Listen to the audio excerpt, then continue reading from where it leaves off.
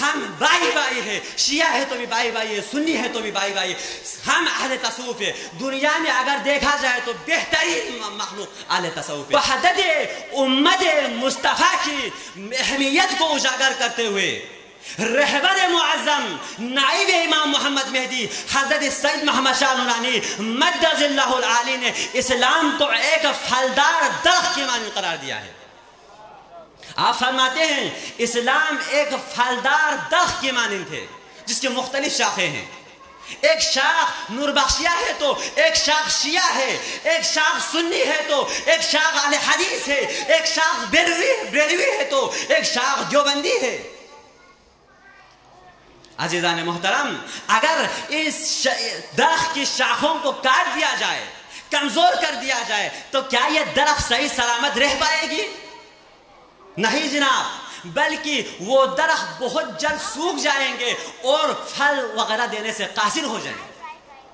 عزیزو، رہبر مسلمین نے، رہبر معظم سید محمد شاہ نورانی نے اسلام کے نام، مسلمانوں کے نام یہ پیغام دیا ہے، یہ میسج دیا ہے کہ کوئی شیعہ سنی سے نفرت نہ کرے، کوئی سنی شیعہ سے نفرت نہ کرے، کوئی اہل حدیث بریلوی سے نفرت نہ کرے، کوئی بریلوی دیوبندی سے نفرت نہ کرے، اور ایک دوسرے پر کافر کا فتویٰ نہ لگائے، اس سے اسلام کمزور ہو جاتے۔ عزیزان محترم، اور اگر اسلام کمزور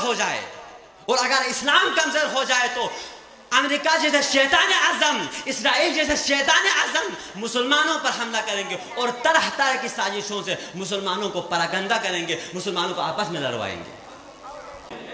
وحدت امت مصطفیٰ کا منظر کشی کر رہے ہیں۔ آج کی ظہور ولایت کانفرنس کو دیکھ کر محسوس یہ ہوتی ہے کہ مختلف خوشبودار پھولوں کو چن چن کر ایک گلدستے میں سجا لیا ہو۔ میرا اشارہ آپ لوگ سمجھ چکے ہوں گے۔ NYM سندھ ڈویژن نے مختلف مکاتب فکر کے علماء کرام کو دعوت دے کر وحدت امت مصطفیٰ کا مظاہرہ کیا ہے۔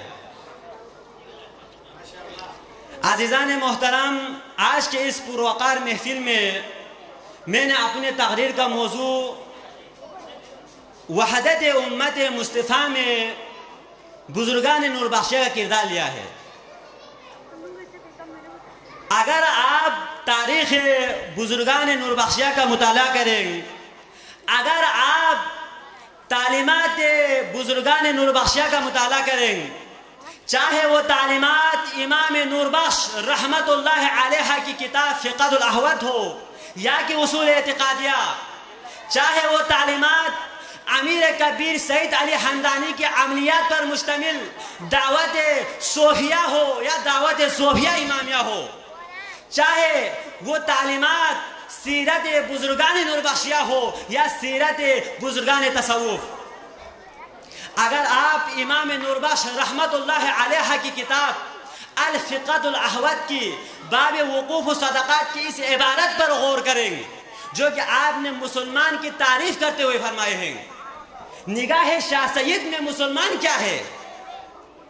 آپ فرماتے ہیں من صلی متوجہا الی القبلۃ فہو مسلم، جو کوئی بھی قبلہ رخ ہو کر نماز پڑھے وہ مسلمان ہے، چاہے قبلہ رخ ہو کر نماز پڑھنے والا ہاتھ باندھ کر نماز پڑھے، چاہے قبلہ رخ ہو کر نماز پڑھنے والا ہاتھ چھوڑ کر نماز پڑھے، چاہے قبلہ رخ ہو کر نماز پڑھنے والا ہاتھ ناک کے نیچے رکھ کر نماز پڑھے، چاہے نماز پڑھنے والا ہاتھ ناک کے اوپر رکھ کے نماز پڑھے، سب مسلمان ہیں۔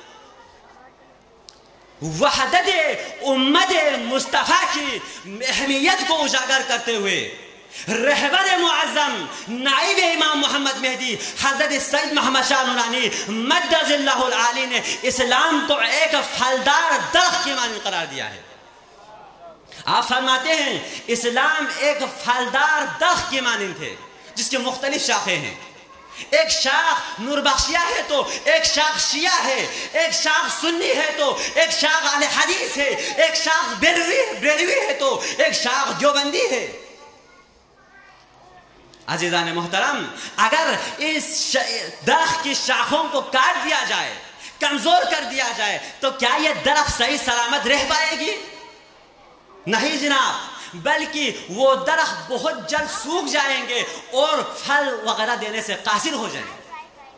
عزیزو، رہبر مسلمین نے، رہبر معظم سید محمد شاہ نورانی نے اسلام کے نام، مسلمانوں کے نام یہ پیغام دیا ہے، یہ میسج دیا ہے کہ کوئی شیعہ سنی سے نفرت نہ کرے، کوئی سنی شیعہ سے نفرت نہ کرے، کوئی اہل حدیث بریلوی سے نفرت نہ کرے، کوئی بریلوی دیوبندی سے نفرت نہ کرے، اور ایک دوسرے پر کافر کافر کا فتویٰ نہ لگائے، اس سے اسلام کمزور ہو جاتے۔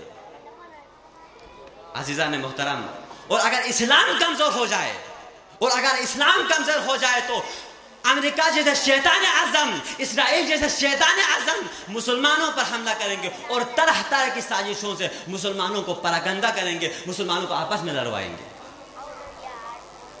آج بڑی تعجب کے ساتھ، حیرانی کے ساتھ کہنا پڑتا ہے، ہمارے بعض علماء کرام کہتے ہیں کہ وحدت وقت کا تقاضا ہے، وحدت وقت کا تقاضا ہے، وحدت زمانے کا تقاضا ہے، وحدت حالات و حاضرے کا تقاضا ہے۔ نہیں جناب، نہیں ہے۔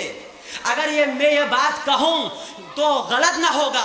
وحدت قرآن کا تقاضا ہے، وحدت قرآن کا تقاضا ہے، وحدت دین کا تقاضا ہے، وحدت سیرت انبیاء کا تقاضا ہے، وحدت سیرت رسول اللہ کا تقاضا ہے، وحدت سیرت علی کا تقاضا ہے، وحدت سیرت بزرگان تصوف کا تقاضا ہے۔ عزیزان محترم، وحدت شعار ہے ہمارا۔ وحدت دیکھو، نتا نور بخشیوں جو اہل تصوف کو ماننے والے ہیں، اہل تصوف کو ماننے والے آج اگر گروہوں میں بٹ جائے نا، تفرقے کا شکار ہو جائے، تو اس سے حیرانی والی بات، اس سے افسوس والی بات کوئی اور ہی نہیں سکتا۔ عزیزان محترم، ہم اہل تصوف ہے۔ سب سے پہلے یہ بات نوٹ رکھیں، ہم اہل تصوف ہے۔ وحدت ہمارا شعار ہے، وحدت شعار ہے ہمارا، وحدت دین ہے ہمارا، وحدت مسلک ہے ہمارا، وحدت ہدف ہے ہمارا، وحدت مقصد ہے ہمارا۔ وحدت آرزوئے مصطفیٰ ہے، وحدت آرزوئے علی ابن ابی طالب ہے، وحدت آرزوئے شاہ سید ہے، وحدت آرزوئے امیر کبیر ہے، وحدت ہدف ائمہ طاہرین ہے، وحدت سیرت صحابہ کرام ہے، اور وحدت مقصد بزرگان تصوف ہے۔